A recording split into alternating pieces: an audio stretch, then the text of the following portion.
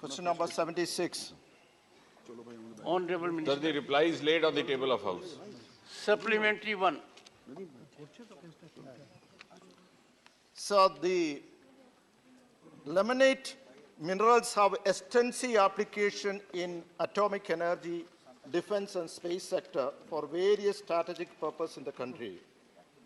In the draft proposal for amending the Minerals Act 1975, government has proposed to revoke its 2019 ban on private entities.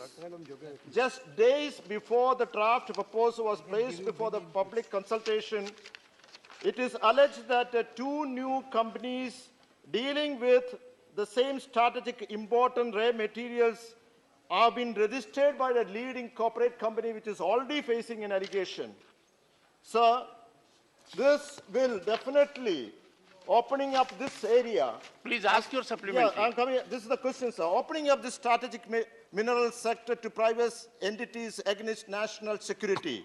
What is the government stand on the proposed amendment, and does the government have any plans to reconsider its decision regarding opening up this critical sector to private entities? Honorable Minister. Chairman, sir, through you, I wish to inform the honourable member that, as he rightly mentioned, limonite has varied properties. It's used in paint, in paper, also nowadays in the aviation sector, in the making of aircrafts, even the health sector, in the making of implants. But as such, there has the price of the limonite, which is available from three states, primarily Kerala, Odisha, and Tamil Nadu, is determined by the market dynamics. And the Kerala government had actually put a rider that they should be given the first preference. Only after that it is available to the other entities.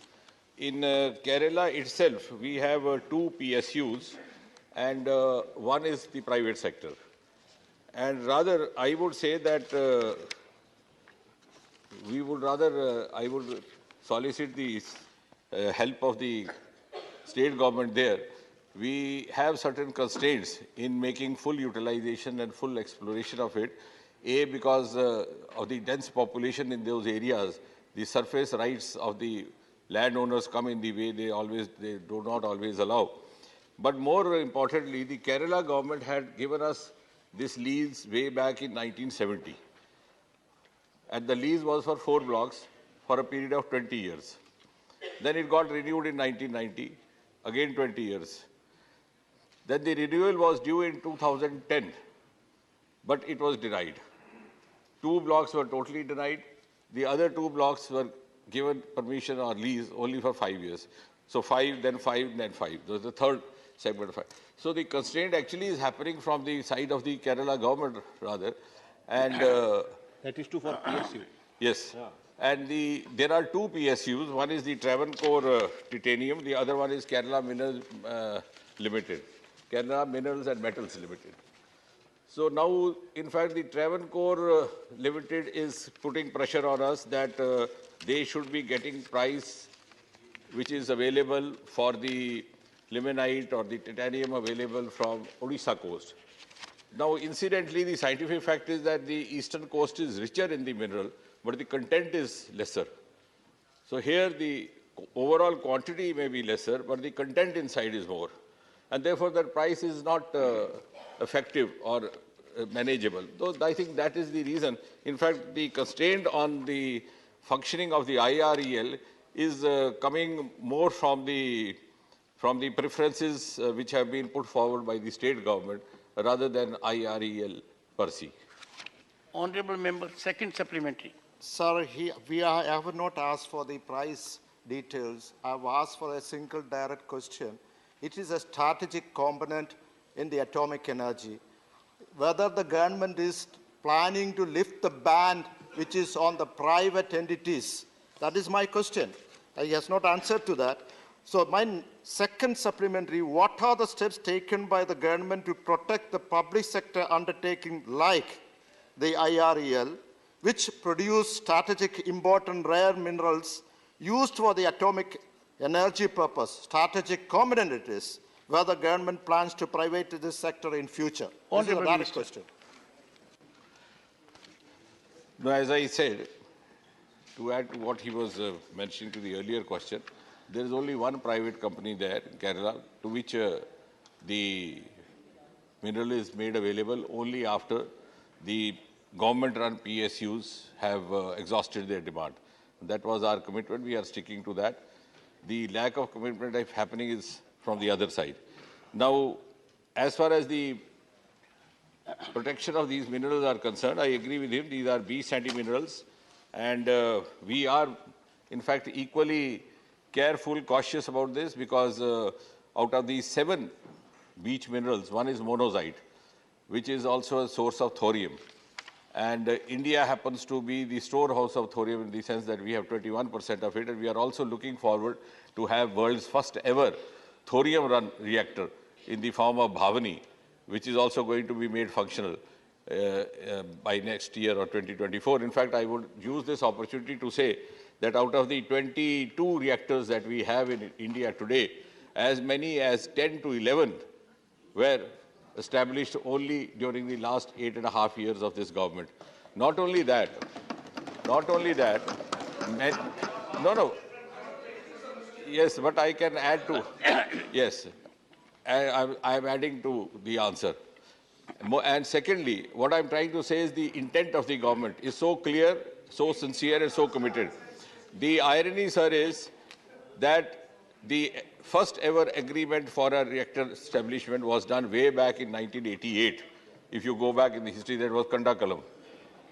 But the construction work, and then construction work started in 2011. 2001. And till then, it had not been made functional. It was only after this government came, within 6 months, in November 2014, we made the first unit functional. Now the 4 units are already functional. So I think we are moving on a fast track, trying to make up for the lapse or the time slag of the past governments, also living up to the commitment and the national interest. We have, in fact, fortified our means and our mechanism of guarding these metals, as you were saying, referring to your question. We are not only now using the radiation methods or the radio checkposts, we are now also using space technology to detect any pilferage of these minerals happening. Dr. Fozia Khan. Dr. Fozia Khan. Unanswered question. No answer. Sir, since the Honorable Prime Minister is here, I would like to take liberty to ask a question about something which is near my neighboring district. There's एक भारत की पहली LIGO laser interferometry gravitational wave laboratory है जो हमारे औंढा नागनाथ के तुधाला गांव में establish की जा रही है और उस ऑब्जर्वेटरी का विशेषता ये है कि ये दुनिया में तीसरी लेबोरेटरी है। ये इससे पहले 2 जो है अमेरिका की बाहर है, मौजूदा हैंसफोर्ड वॉशिंगटन में और लिविंगस्टन ल्यूजियाना में स्थित है। सर 100 करोड़ रुपए ऑलरेडी इस पर स्पेंड हो गए हैं। मेरी विनंती है कि अगर ये काम हम इस G20 के वर्ष में करते हैं तो बहुत बड़ा काम हो सकता है हमारे हिंदुस्तान के लिए। ये एक बहुत फेदर इन द कैप हो सकता है। 100 करोड़ स्पेंड हो गए हैं, 1200 करोड़ इसमें लगने वाले हैं। क्या माननीय प्रधानमंत्री इस विशेष प्रयोगशाला के लिए आगे काम बढ़ाएंगे? Honorable Minister. The question of the honourable member refers to one specific laboratory. I think we'll get the update and furnish it to her because it's not directly related to the department of the question. Sri V. Vijay Reddy. Sir, thank you for the opportunity, sir. I'm very happy that Honorable Prime Minister is present. Sir, now that Honorable Minister has agreed that there is a private sector... Sir, your question. That's sir. Honorable Minister has stated in this August House that the private sector is allowed in the mining of sand minerals. Sir, since the government is allowing the private entities to engage the mining beach sand minerals like limonite sand, which are considered to be one among the 7 which are very important, the Honorable Minister has said, sir, strategic rare earth minerals. How does the government of India intend to regulate this industry, because private sector is there, so that it does not lead to unfair practices? Honorable Minister. Thank you, Chairman, sir. I think the concern of the honorable member is well taken. But he would also appreciate that if you go by the sequence of events of the last 7, 8 years or 9 years, there has been considerable improvement. There was a time around 2013-12 when most of the newspapers published from Chennai had every fortnight one or the other news reported about some smuggling happening over there. Because the irony is that out of these 7 minerals, some of the private parties would secure a license to dig out granite for building purposes. But in the garb of that, they would also take out monazite, which is actually required for the thorium, for uranium-233, and therefore for the nuclear reactors. But after this government came in, we have supplemented not only the existing safeguards, but as I said, even we have now started using the other means like space technology, because through space technology, through satellite imaging, you can determine the different shades of the minerals, and any suspicious activity happening there can be detected. Thirdly, I would also again, coming back to what I was saying in response to the first question, the law and order also pertains to the state government. So we are repeatedly requesting the concerned state governments to be more cooperative, because the police deployment and the other features are under their control. But we are very cautious about it. And regardless of whether it is a private party or a public sector unit, I think the caution remains the same. Shri Ilamaram Karim. Thank you, sir. The strategically important rare earths are available at seashore. Kerala seashore, as you said, it is thickly populated. Whether government has conducted any ecological study, what will be the impact of private concerns mining at the seashore? Whether government has conducted any study? If yes, will you provide a copy to members? If not, before giving permission to private hands for mining, a proper study on ecological impact should be conducted. Honorable Minister. I think the honorable member's concern is well taken, but I would like to share with him that this is something which is been there right from the beginning. And we have something called Atomic Energy Regulatory Board, which is the overall umbrella under the aegis of which the IREL also functions. So not only this, even in other issues like this, which require to be guarded or to be monitored, I think the due exercise is done. And wherever the mining is done, in fact, I would rather solicit the support of the cooperation of the public representatives, because some of the places we get undue apprehensions being created in the public mind when we undertake a project. Like, for example, we have a huge source of uranium in northeastern state of Meghalaya, which got stuck up. In Rawalbhata, we were about to put up a plant which has been stuck up for the last 2-3 years or so. And therefore, all the due caution is taken wherever this mining is done, or even the reactor is set up. But it's only the apprehension which happens.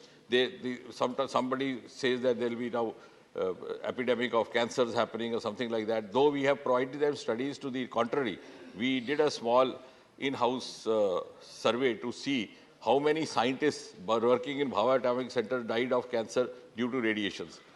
And you would be surprised, we found none. There were only 2 or 3 unnatural deaths happening, and 1 or 2 cancers which were not related to radiation.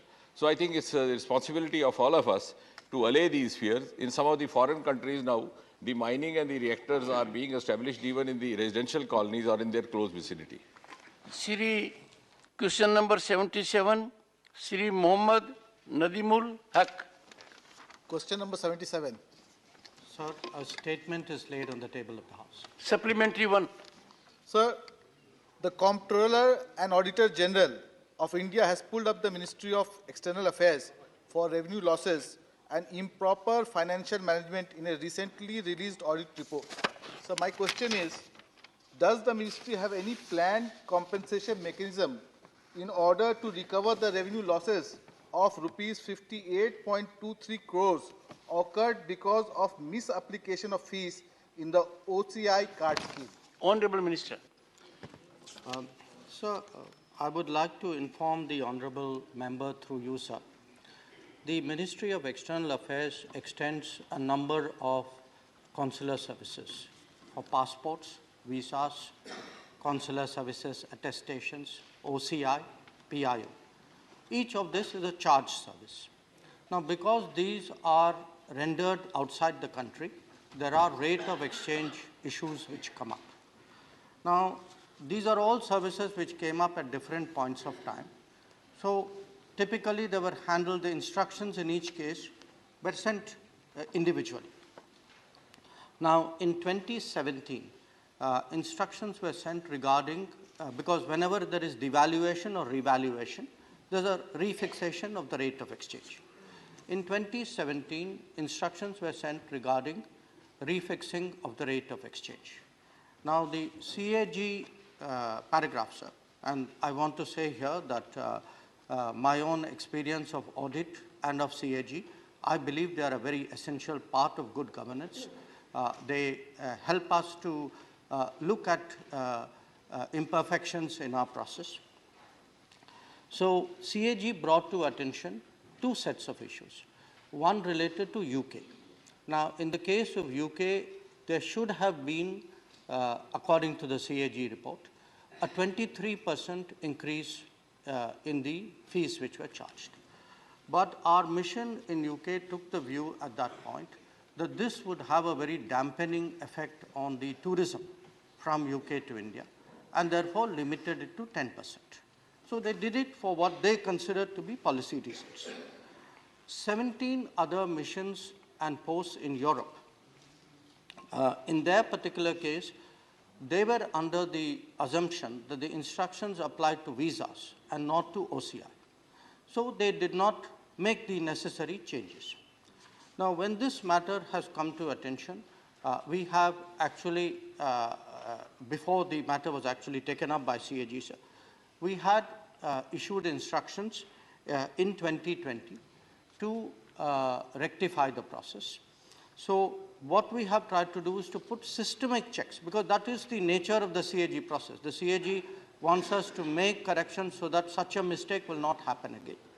So we have instituted quarterly reporting, which is monitored through the e-Samiksha process, so that the rate of exchange on all services is monitored quarterly. Every month, the head of the consular wing is also required to report to the head of mission or head of post. And there's a mandatory revision every April, so that whatever happens, it is not slipped up due to bureaucratic delay. And there's a unified rate of all services, so that this kind of situation will not occur. Supplementary 2. Sir, there has been setting up of Indian cultural centers abroad. In Washington, D.C., at a cost of $5.75 million in 2013, a center was taken up, and in Paris in 2011, it was taken up, which is now encroached. Sir, in the answer, it has been given that these properties have faced certain challenges in preparing them for their intended use. Your question. So my question is, sir, what is the plan of action and why such a casual answer has been given?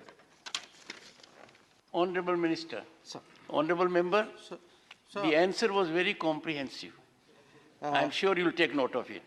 And if there is an issue, you may discuss with the Honorable Minister at mutual convenience. Honorable Minister. Honorable Minister, please. No, please. Honorable Minister. Sir, sir, in the case of the property in Washington, it was acquired in 2013. Now, in the case of the property in Paris, it was acquired in 2011. Now, typically, and they were acquired for the purpose of cultural centers. Now, typically, sir, when properties are acquired, not built greenfield, they need to be modified for use.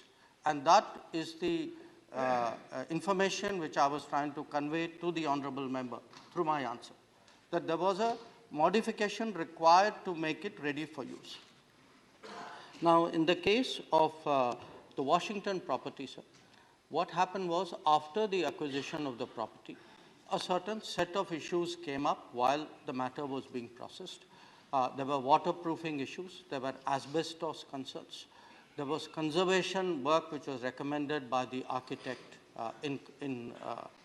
we were looking at. And in all of this, we also faced a problem that the general financial rules of the Government of India was at variance with American practice. For example, our rules require us to take earnest money deposit, to seek a performance guarantee bond, to seek retention money, and these are not American practices. So by the time we resolved this, we actually had two issues then which came up. One, the Americans made us an offer of additional land in Washington, D.C. So then this raised a question whether we should go ahead with this project or whether we should be looking at the new land offer, which we got in 2019. The second issue was COVID, because of COVID, everything was at standstill for 2.5 years. So I would like to assure the member that since we have a property, we are giving instructions for its usage by the embassy so that a government asset is not rendered infructuous. Now, regarding the property in Paris, sir, we had, again, some very peculiarly French problems. One was the tendering practices in France are very different from ours. They do not allow a general contractor who has overall supervision. So they insisted that the tender had to be split up into 15 packages, which were awarded to 10 different companies. Now, it was unfortunately, sir, a problem that one of the companies, which was in charge of structures, partitions, ceiling, and facade, went bankrupt. Now, in our country, by our procedures, we could have awarded that work to another contractor. In the French system, sir, till the liquidation was done, and the court of liquidation appointed another company to do that work, and that company then raised the price. We had to follow the French practices. So, but I would like to assure the honorable member, sir, that this project is 95% done. There are challenges when we work abroad and we have to reconcile their practices with our rules. I think we have tried to do our best under these circumstances. And I'm sure when the CAG paragraph is examined, including by the PAC, these will be issues which will be presented. Shri Rakesh Sinha. सभापति महोदय, मैं माननीय मंत्री जी से जानना चाहता हूं कि आदरणीय प्रधानमंत्री जी ने एक बहुत महत्वपूर्ण बात कही है, India is the oldest home of democracy. यद्यपि हम प्राइमरी लेवल किताब में पढ़ते थे, लेकिन पहली बार भारतीय राज्य ने इसको असर्टिव तरीके से इस नैरेटिव को रखा है। क्योंकि जब हम देखते हैं यूएस में, तो व्हाइट हाउस में लिखा रहता है कि our founders looked at the oldest democracy, that is Greece. So this is unsettling the entire civilizational discourse. तो क्या मंत्री जी बताएंगे कि ये जो हमारे कल्चरल सेंटर हैं, वह विदेशों में डेमोक्रेसी के ऊपर डिस्कोर्स को महत्वपूर्ण विश्वविद्यालयों में जैसे हार्वर्ड हुआ, कैम्ब्रिज हुआ, शुरू करेगा? माननीय मंत्री जी। Sir, I would like to inform the honorable member through you that this matter has been discussed by us with the Indian Council of Cultural Relations. We have already initiated activities with various institutions abroad through our cultural centers to emphasize the message that India is the mother of democracy, that we have a pluralistic and consultative tradition which very few societies, if anybody at all, can match, and this is very much work in progress. Shri P. Bhattacharya ji. I would like to know, Honorable Minister, as you have said that in Paris and Washington, the Indian Cultural Center facing some sort of problems, etc. I would like to know from you, besides this Washington and Paris, how many other countries we have this type of cultural center and who are actively functioning of spreading the Indian culture in other part of the world? Honorable Minister. Sir, I do not have the exact number readily with me, but by memory, I would say we have about 45 designated cultural centers. But I would also like to inform the honorable member that today every embassy and every consulate of India undertakes cultural work. So even if there is not a separate autonomous cultural center, cultural activity is very much part of the diplomatic mandate. It is being pushed very vigorously, and we have again, sir, seen a very big change in the last decade, and that is something which is very noteworthy. Srimati Seema Dwivedi. महोदय, जो सवाल हम करना चाहते थे माननीय सिन्हा जी ने किया और बहुत अच्छा उसका उत्तर आया। मैं धन्यवाद देना चाहती हूँ माननीय मंत्री जी को, मुझे मेरे प्रश्न का उत्तर मिल गया। Question number 78, Shri Johar Sarkar. Honorable Minister. Statement is laid on the table of the House. First supplementary. Sir, I asked for a specific question, specific reply to the ongoing differences between the Supreme Court and the executive. We as the legislature have the right to ask these questions, but what I get by way of reply is it requires consultation. Of course, we know it. And differences of opinion, if any, are mutually reconciled. So am I to understand that all differences are mutually reconciled? And in the same sentence, you have used the word that only the appropriate person is appointed as the judge. Please ask your supplementary. Sir, वही supplementary मैं पूछ रहा हूँ. Please, please. Do you consider Victoria Gowrie's appointment to be really an appropriate person, one who has been accused in public of casteist remarks, of remarks against minorities? Sir, I think we should have some decorum. An honorable judge who has been duly appointed through a process. I don't think we as honorable members here should be casting aspersions of this nature. Sir, I seek your indulgence.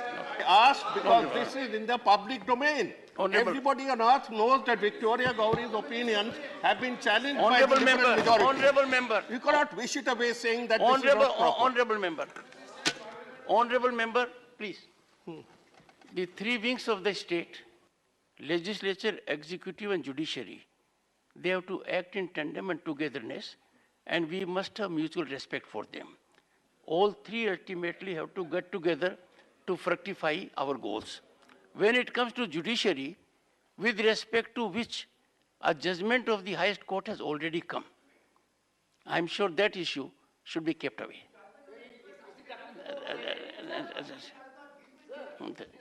I would urge the honorable member to ask his supplementary in a pointed manner, keeping in mind the provisions that judicial situations have to be addressed in a delicate manner. Please. With delicacy, I am saying. No, you are making reference, honorable member. Sir, I am saying. No, you are making reference to an individual who is not a member of the House. Sir, you are making reference on which the honorable president has issued a warrant this is a of appointment. Thing known the Supreme Court has taken already a view on that. Whatever be it, mistakes happen. Honorable Minister. Honorable Chairman, sir, you have very rightly made the observation that there are certain sensitive matters which we have to bear in mind when we speak in this august House. And the leader of the House also. You have been not called by the chairman to speak. Sir, the question the honorable member has raised, honorable member is a former senior bureaucrat, so I expect that he need not be told the rules and regulations and decorum. However, his question was very specific. He was asking about the conflict between judiciary and executive. Now, this is a vague kind of question. In a way, if there are differences in opinion, and that is very much part of the democracy. Within a family, within political parties, there are differences of opinion. So when there are differences of opinion, there are ways to make solutions to that also. So his question was not anything which he wanted to know from the government in terms of any figures, facts. Honorable member, second supplementary. The minister has not replied correctly. I asked for sharp points of difference, not conflict. So don't put words in my mouth. I asked for sharp points of difference. That has not been responded Honorable to. Minister. And sir, one more, sir. One more to this, that he has mentioned about 127 proposals of High Court judges that are lying vacant. when will they be taken up? Honorable 18 Minister. proposals have been rejected. Honorable Minister. Sir, while I am speaking in this House today, there are 210 vacancies in various high courts. In terms of the numbers of the vacancy, I can say that once the names are recommended by the collegium, 3 members collegium in the High Court, then it proceeds as per the laid down procedure in the memorandum of the procedure. Shri Sushil Modi. So, sir, these 210 names, he is asking about the vacancies. We have not received the proposal, so there's no question of any sharp differences. Shri Sushil Modi. सती महोदय, मैं माननीय मंत्री महोदय से जानना चाहता हूं कि ये बात सही कि 6 जनवरी 2023 को भारत सरकार ने चीफ जस्टिस ऑफ इंडिया को एक पत्र लिखा है और जिसमें यह आग्रह किया कि सर्च कम इवैल्यूएशन कमेटी में भारत सरकार का और राज्य सरकारों का प्रतिनिधि रखा जाए, जिसके द्वारा कॉलेजियम जो जजेस की नियुक्ति की जा सके। Honourable minister. और उसकी क्या स्थिति है? Honourable minister. सर, आपको इस चीज़ का विदित होगा कि 2015 में जब सुप्रीम कोर्ट का कॉन्स्टिट्यूशन बेंच ने इस हाउस के द्वारा पारित किया गया, यूनानिमसली जो पारित किया गया एनजेएसी और 99th कॉन्स्टिट्यूशन अमेंडमेंट एक्ट दोनों को स्ट्राइक डाउन किया था, तो उसमें कुछ ऑब्जर्वेशंस किए थे और कुछ डायरेक्शंस दिए थे। उसी डायरेक्शन के मुताबिक और उस डायरेक्शन में क्लियरली लिखा है कि जो एग्जिस्टिंग एमओपी को सप्लीमेंट किया जाए, इम्प्रोवाइज किया जाए, और उसी में ये भी कहा गया कि सरकार को पहल करना चाहिए कॉलेजियम के साथ। उसको फॉलो करते हुए मैंने एक पत्र लिखा, लेकिन उस पत्र को कुछ समाचार और पत्र में या किसी एक फोरम में गलत तरीके से पेश किया गया, तो ये न्यूज़पेपर के आधार पर अगर हम लोग यहाँ बात करेंगे तो ये ठीक नहीं रहेगा sir. Shri Tiruchi Shiva. Thank you, Chairman, sir. Sir, my question is very simple but very important. Would the government consider the possibilities of introducing the reservation policy in the appointment of judges? Honorable Minister. Sir, as per the existing policy and provision, there is no reservation in the Indian judiciary. However, I have already reminded all the honorable judges, especially the collegium members, to keep in mind while recommending the names to include the members from backward communities, women, and other categories which are not represented adequately in the Indian judiciary. Shri KTS Tulsi. Honorable Chairman, sir, thank you very much for giving me this opportunity. It's an important issue, and I want to place before this House and before the Minister the statement made by Mr. B.R. Ambedkar with regard to the appointment of judges. It's very important. With this statement, Dr. Ambedkar says, with regard to the question of concurrence of the Chief Justice, it seems to me that those who advocate that proposition seem to rely implicitly both on impartiality of the Chief Justice and the soundness of his judgment. I personally feel no doubt that the Chief Justice is an eminent person, but after all, the Chief Justice is a man with all the failings, all the sentiments, and all the prejudices which we as common people have. And I think to allow the Chief Justice practically veto on the appointment of judges is to transfer the authority to the Chief Justice, which we are not prepared to do, which we are not prepared to veto. Then there is Justice Krishna Iyer, who has expressed himself. So this is in public domain. Your question to the Honorable Minister. No, my second question, with regard to the same issue, is the quotation from Justice Krishna Iyer on the appointment of judges. And Justice Krishna Iyer says, there is no structure to hear the public in the process of selection. No principle is laid down. No investigation is made. And a sort of anarchy prevails. Honorable Minister. Sir, I share and endorse the sentiments made by Honorable Member Tulsiji, and also what he has quoted from the debates of the Constituent Assembly, especially Dr. B.R. Ambedkar ji. However, we all know how the provisions of the Constitution got changed, especially in the second judge's case, which is known as the Advocates on Records Association versus Union of India case. And that where the word consultation was transferred and changed as concurrence. And further, the President reference was made to seek clarification on the exact meaning of the consultation. And it was elaborated and further expanded in 1998 by introducing the collegium system. So what was transpired in the Constituent Assembly and what was being introduced and which we still practice, there is a big shift. But however, since we are not discussing about the judicial appointment and the matters related to, it will be difficult to respond to the quotes which honorable member has made, especially about Justice Krishna Question Iyer number and 79, Shri Mujibullah Khan. 79. Honorable Chairman, Minister. sir, the answer is laid on the table of House. Supplementary one. Thank you sir. मैं राज्यसभा आने के बाद sir पहला star question मेरे भाग्य में पड़ा है। सप्लीमेंट्री। और मेरा सौभाग्य है कि माननीय प्रधानमंत्री जी आज सदन पर मौजूद है, उनके उपस्थिति में मेरे को पूछने का मौका मिला है। मैं माननीय मंत्री महोदय से जानना चाहता हूं कि जो पावर रिएक्टर्स मध्य प्रदेश, राजस्थान, हमारे कर्नाटक और हरियाणा, ये 4 राज्यों में चल रहे हैं। माननीय मंत्री जी उसमें आंसर दिए हैं कि 2031 को ये रिएक्टर्स कंप्लीट होगा।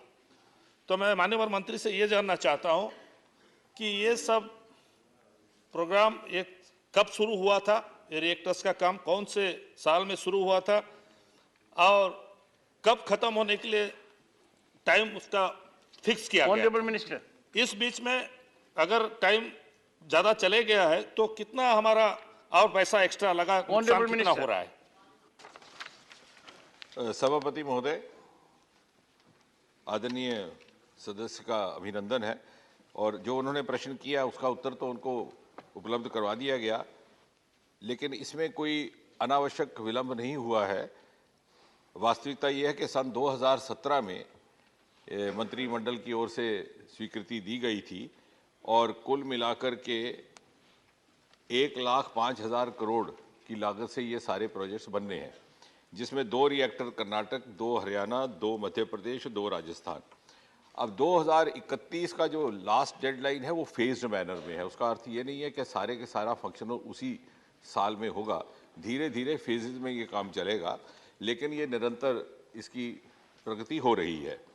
क्योंकि इस सरकार का सन 2014 के बाद प्रधानमंत्री मोदी जी के नेतृत्व में हमने अनेकों ऐसे कारण जो पहले विलंब पैदा करते थे उनकी भी चिंता की है और इसीलिए आपको जानकर के खुशी होगी और आदरणीय सदस्य को भी कि 2013-14 में जब ये सरकार आई थी तो हमारे यहाँ कुल मिलाकर के जनरेशन जो एटॉमिक एनर्जी की होती थी वो थी 35,333 मिलियन यूनिट, जो आज बढ़कर के 47,112 हो गई। अर्थात 60-65 वर्ष में हम केवल 35,000 तक पहुंचे थे और 8 वर्ष में हम 12,000 की उसमें इजाफा हुआ। इसी प्रकार, और ये इसलिए संभव हुआ कि अनेकों ऐसे निर्णय लिए गए प्रधानमंत्री जी के द्वारा जो आउट ऑफ बॉक्स भी थे, पाथ ब्रेकिंग थे। उदाहरण के तौर पर 3,000 करोड़ रुपए का बजट रखा गया exclusive for atomic energy for 10 years. इसके अतिरिक्त ये तय किया गया कि हमारी जनरेशन कैपेसिटी सन 2025-24 तक 3 गुना बढ़ करके हो जाएगी। अक्सर ये हमारे रिएक्टर प्लांट्स और न्यूक्लियर प्लांट्स सीमित थे दक्षिण के कुछ राज्यों तक या पश्चिम महाराष्ट्र में, उनको देश के दूसरे हिस्सों में भी ले जाने का काम शुरू हुआ। जहां हम खड़े हैं इससे कोई 150 किलोमीटर की दूरी पर हरियाणा में गोरखपुर नाम के स्थान पर हमारा एक प्रोजेक्ट अगले 2 वर्ष के भीतर वो भी फंक्शनल हो जाएगा। इसके अतिरिक्त ये पहली बार इस सरकार के द्वारा हुआ 2017 में जिस साल ये प्रोजेक्ट अप्रूव हुए उसी साल 10 इंडिजिनस प्रोजेक्ट्स पूरे आत्मनिर्भर के मंत्र पर आधारित अप्रूव किए गए इन अ बल्क अप्रूवल। इतना ही नहीं, हमें दिक्कत आती थी फाइनेंशियल कंस्ट्रेंट्स की। पहली बार जिस प्रकार से अंतरिक्ष को प्रधानमंत्री मोदी जी ने प्राइवेट पार्टिसिपेशन के लिए खोल दिया और एक बड़ा क्रांतिकारी एक निर्णय हुआ, उसी प्रकार परमाणु ऊर्जा के क्षेत्र में भी जॉइंट वेंचर्स के लिए सन 2017 में खोल दिया गया। और मुझे खुशी है इस सदन के साथ ये बात साझा करते हुए कि वर्तमान में हम इस प्रकार की 2 जॉइंट वेंचर्स में काफ़ी अच्छी तरह से प्रगति कर रहे हैं। एक हमारी NTPC के साथ है जो नेशनल थर्मल कॉरपोरेशन है, और दूसरा इंडियन ऑयल के साथ। तो कहने का तात्पर्य ये कि बहुत तीव्र गति से, यदि आप मुझे कहें तो मैं कुछ और भी लेकिन शायद समय की मर्यादा रहेगी। Honourable member, second supplementary. मान्यवर मंत्री महोदय, हमारे जॉइंट वेंचर में जो PPP मोड में किया गया है, हमारे पार्टनर्स कौन कौन हैं और ये पार्टनर्स आने के बाद हम लोग कितने सफलता हासिल किए? Honourable minister. पार्टनर्स एक बार दोहराएंगे? ये PPP में पार्टनर कौन कौन है जॉइंट वेंचर में? शायद समझने में, मेरे समझाने में, it is not PPP model. अभी हमने joint ventures for the time being खोला है with the public sector units. शायद वो आगे जाकर के उस पर विचार हो। फिलहाल चूंकि अभी तक तो ये पूरा गोपनीयता में काम करता था, तो 2017 में एक निर्णय लेकर के प्रधानमंत्री जी के नेतृत्व में joint ventures with public sector units, और ये NTPC और इंडियन ऑयल कॉरपोरेशन दोनों ही पब्लिक सेक्टर है। पहले चरण में हमने इस तरह का एक प्रयोग और इसके अनुभव से फिर आगे बढ़ने का प्रयास रहेगा। Shri Jairam Ramesh. Sir, my question is completely non-political and I expect a completely non-political answer. I'd like the Honourable Minister to take the House into confidence. What is the status of negotiations with the French, which has been going on for a long time, for the construction of 6 1600 megawatt reactors at Jaitapur in Maharashtra? Honourable Minister.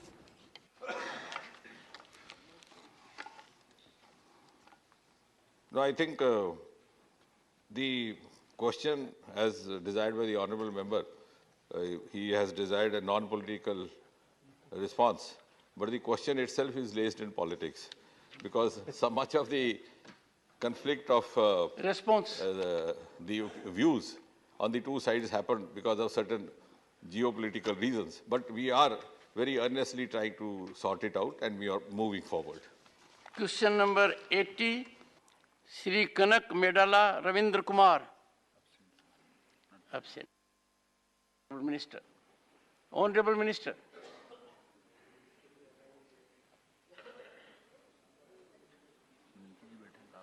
Honourable Minister. Honourable Minister, question number 80. Okay. Shri Dinesh अनावाडिया।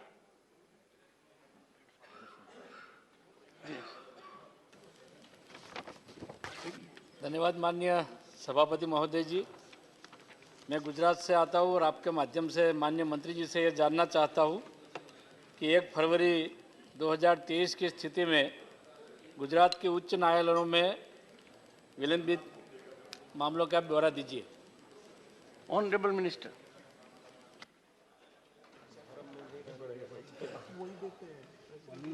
महोदय, पिछले 3 साल गुजरात में जो प्रश्न पूछा गया है कि उनके यहाँ कितने मामले लंबित हैं, इस मामले में मैं गुजरात के बारे में बताना चाहूँगा कि जो अधीनस्थ न्यायालयों में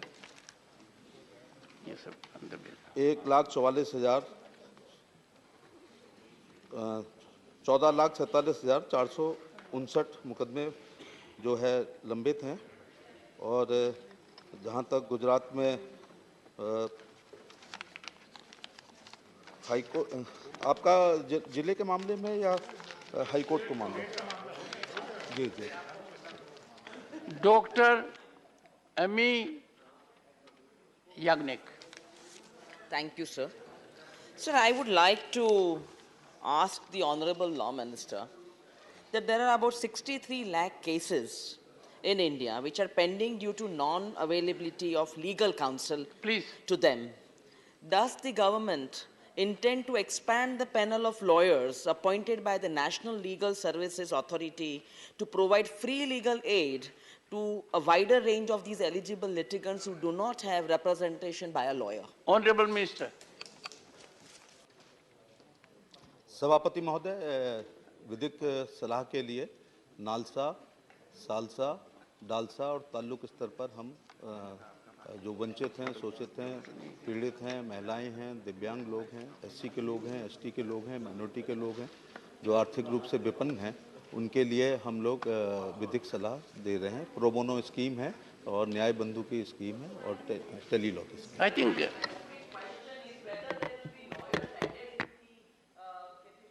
Also, will appoint more lawyers for these kind of people. It was not audible, but response I is there. think the answer was not correct. And you both being from the, you can get in touch with the Honorable Minister. So the intention is to come from the Honorable Law Minister. And the paralegal volunteers are being expanded, and we have already stated that from last year, we are even giving free legal aids for providing pro bono services. The fees are provided with the government. This is a great effort to ensure that poor people get justice at a very, very cheap rate or free, of course, if possible. It required a high decibel response. Dr. Shantanu Sen. Thank you, sir.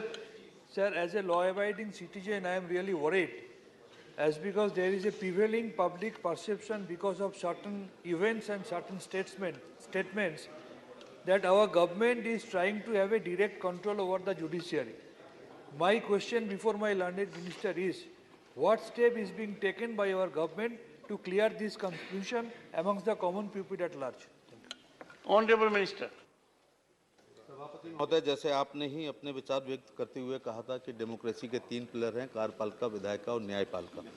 तीनों के अपने अधिकार हैं, तीनों के कर्तव्य हैं और कोई भी लक्ष्मण रेखा का उल्लंघन नहीं करता है। तो इसलिए सबके अपने सीमाओं में हम लोग काम करते हैं और कुल मिलाकर हमारा उद्देश्य है कि अंतिम व्यक्ति को न्याय मिल सके।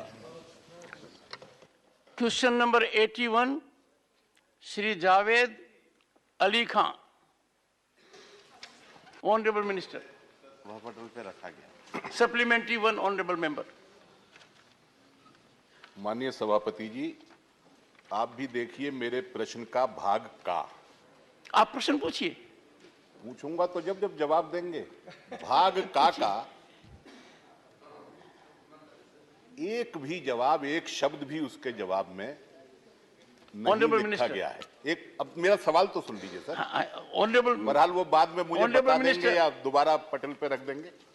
नहीं, ऑनरेबल मिनिस्टर, तब पटल पर रखा था, अब बताएंगे। Honourable minister. सभापति महोदय, हमारे जो माननीय सदस्य हैं उनका स्पेसिफिक प्रश्न था कि all India consumer price index जो सरकार तय करती है उसमें जो वेटेज के मानक हैं वो क्या है। ऑल इंडिया और मैं उनको ये बताना चाहूँगा, कि इसके जो मानक हैं 1941 से प्रक्रिया शुरू हुई है। श्रम मंत्रालय के द्वारा 2016 के इंडेक्स को बनाया गया है। हमने 2016 के इंडेक्स के 16 का जो इंडेक्स बनाया उसमें मानकों में वृद्धि करी है। उसमें जो यूनियन और स्टेट जो संख्या थी उसको 25 से बढ़ा करके 28 किया है। कवरेज जो 78 था जो सेंटर्स का उसको बढ़ाकर 88 किया है। इसके अतिरिक्त उसके कवरेज के जो मार्केट्स जो क्षेत्र थे उनको हमने इंक्रीज़ किया है और उसके साथ ही साथ सैंपल साइज़ को भी बढ़ाया है। ये जो मानक इकट्ठे किए जाते हैं ये मानक औद्योगिक जगत के जो 7 क्षेत्र हैं उन विभिन्न क्षेत्रों से किए जाते हैं और अब उसमें पहले 392 उसमें कमोडिटीज़ थी, उनको बढ़ाकर अब 465 किया गया है और उसके द्वारा ही इस वेज का निर्धारण होता है। Honorable member, second supplementary. Sir, अगर आप मेरे प्रश्न से और उत्तर से संतुष्ट हैं तो फिर मजबूरी में मुझे भी संतुष्ट होना पड़ेगा, क्योंकि आपका आदेश तो Please ask your supplementary. Sir माथे है। मैं माननीय मंत्री जी से ये जानना चाहता हूं कि वित्त मंत्रालय के अनुसार मई 2022 में जो थोक मूल्य सूचांक WPI महंगाई का था वो पिछले 30 वर्षों में सबसे अधिक था, लेकिन जो हमारा लेबर ब्यूरो है शिमला, उसके अनुसार महंगाई भत्ता 3 से 4% तक ही बढ़ रहा है। क्या मंत्री जी ये बताने का कष्ट करेंगे कि आइटम्स का वेटेज परसेंटेज तय करने में कुछ उसे घटाया बढ़ाया जाता है हर बार, ताकि महंगाई भत्ता जो है वो कम देना पड़े? माननीय मंत्री जी, मुझे लगता है कि सरकार बहुत पारदर्शिता के साथ कार्य करती है और हमने उस पारदर्शिता को बढ़ाने के लिए मानकों के स्थान, सैंपल का साइज और सारी संख्याओं को बढ़ाया, जो मैंने अपने पूर्व उत्तर में दिया गया है। और ये मानक 1941 से लगातार किए जा रहे हैं और इसलिए उस पारदर्शी प्रक्रिया को हम पूरी तरीके से सबके सामने रखते हैं। और माननीय सदस्य को भी अगर कोई और आशंका है तो कभी भी व्यक्तिगत आकर मुझसे पूछ सकते हैं। Shri M Shanmugam. Thank you very much, sir. Regarding the All India Consumer Price Index, it was started in 1936. Subsequently, 1960, it was revised by a committee. Then 1980 also, it was revised by a committee by Dr. Seal and Roth. Long 40 years, no committee has been formed to revise this index. I request the Honorable Minister to revise this index. This is the right time. Honorable Minister. Form a committee and revise. माननीय सभापति महोदय, ये सुझाव है और labour bureau के द्वारा इस पर विचार किया जा रहा है। Question number 82, Shri K.R. Suresh Reddy. Absent. Honorable Minister.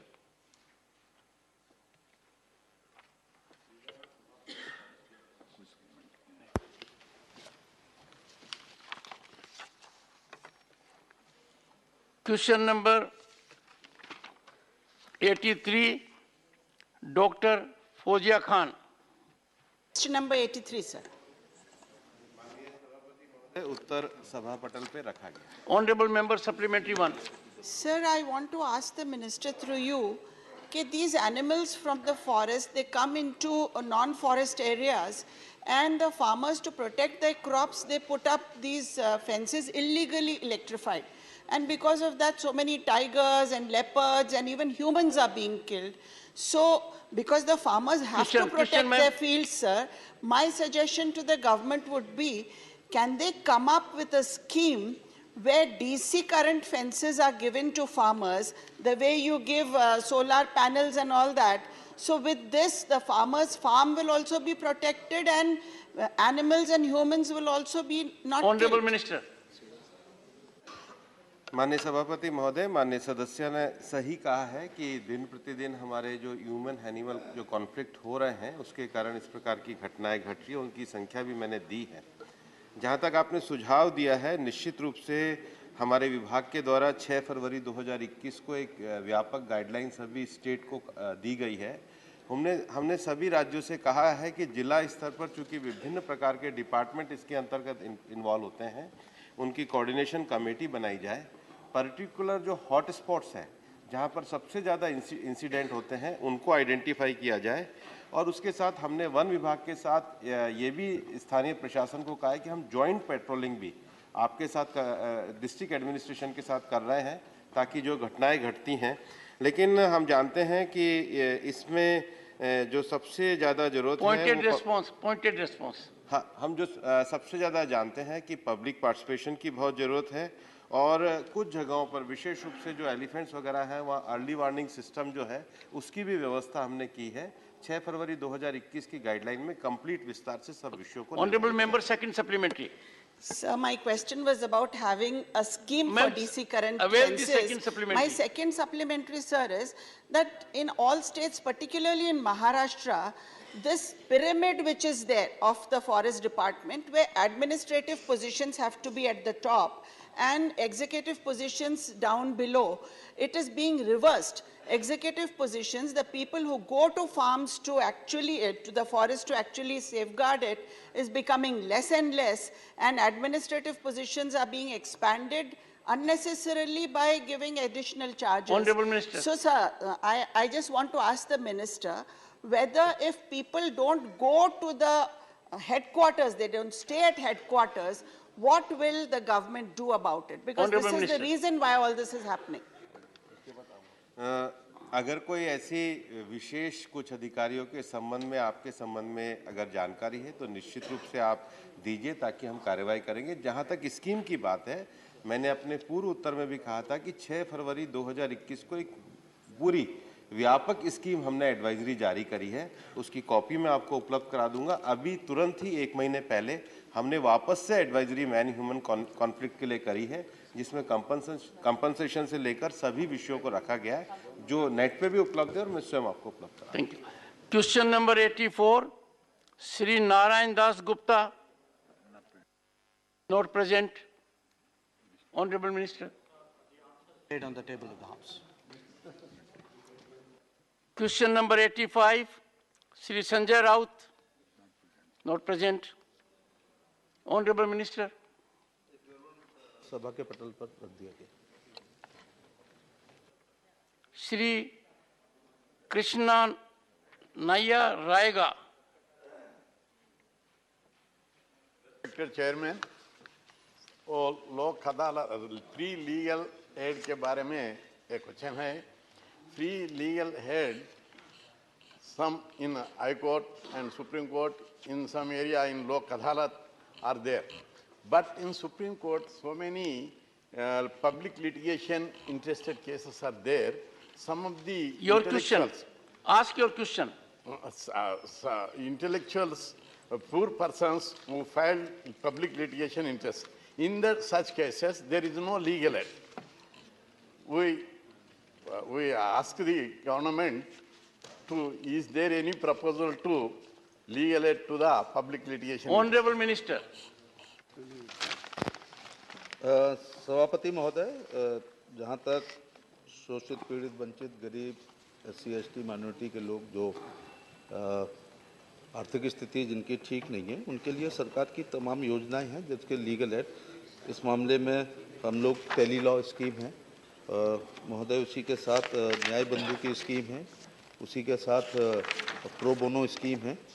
इनके द्वारा जो लोग और विधिक साक्षरता और विधिक जागरूकता कार्यक्रम भी चल रहे हैं, इस मामले में लोग कानूनी सहायता ले सकते हैं। और नालसा कंट्री लेवल पर, सालसा राज्य लेवल पर, डालसा जिले लेवल पर और ताल्लुक स्तर पर भी इस प्रकार की कानूनी मोक्ष सहायता सरकार दे रही है। Question number 86, Sri Mastan Rao Bida, not present. Honorable Minister.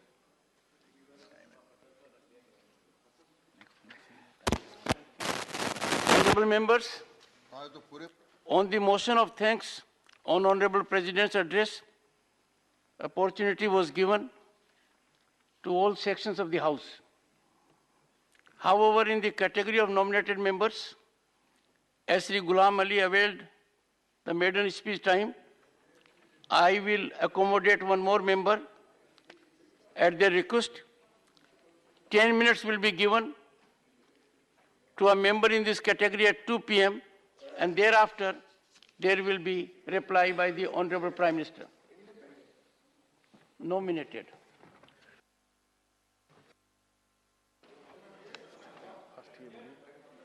Question hour is over. Honorable members, House stands adjourned to meet at 2 p.m. today.